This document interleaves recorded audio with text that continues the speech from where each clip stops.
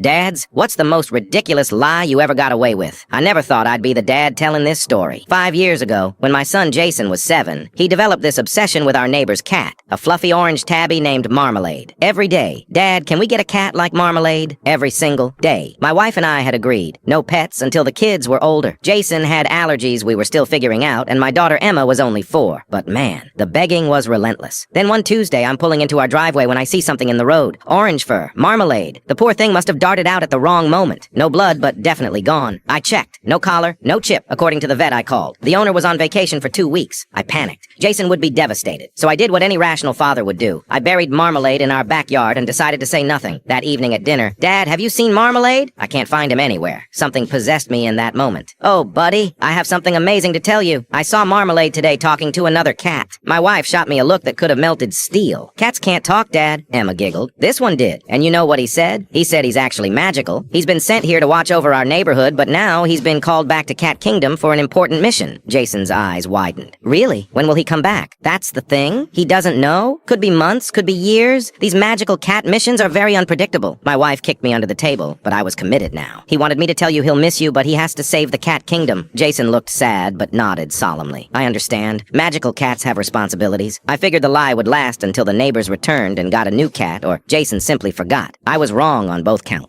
Within days, Jason had created an elaborate Cat Kingdom mythology. He drew maps, wrote stories, created a whole pantheon of magical cat deities. His teacher called us, impressed by his creative writing project. Months passed. A year. The neighbors never replaced Marmalade. Jason's Cat Kingdom obsession continued, evolving into detailed sagas about Marmalade's adventures. When Jason turned 10, he announced he wanted to be a fantasy writer. His first story collection, The Chronicles of Marmalade, Guardian of the Cat Kingdom. His teacher entered it in a young writers contest. It won. At the ceremony, the local newspaper interviewed him. "What inspired these stories?" "My dad told me about the magical cat in our neighborhood who had to return to the Cat Kingdom. I've been imagining his adventures ever since." The reporter turned to me. "What a wonderful way to encourage creativity." I smiled weakly, my wife squeezing my hand too tightly. That story got picked up by a larger paper. Then a children's book editor saw it. Last month, Jason signed a 2-book deal for a middle-grade series based on Marmalade's adventures. Yesterday, we received the preliminary artwork for the cover. There's Marmalade, orange and majestic, looking exactly like the cat I buried 5 years ago. Jason hung it on his wall proudly. "Dad, do you think the real Marmalade knows he's famous now? Do you think he can see this from the Cat Kingdom?" I looked at my son, now 12, confident, creative, and still believing in magic because of my ridiculous lie. "I think he knows, buddy. I think he's very proud." My wife shook her head behind Jason's back, but she was smiling. The Cat Kingdom lie was supposed to last 2 weeks. Instead, it launched my son's career and kept a bit of magic alive for 5 years and counting.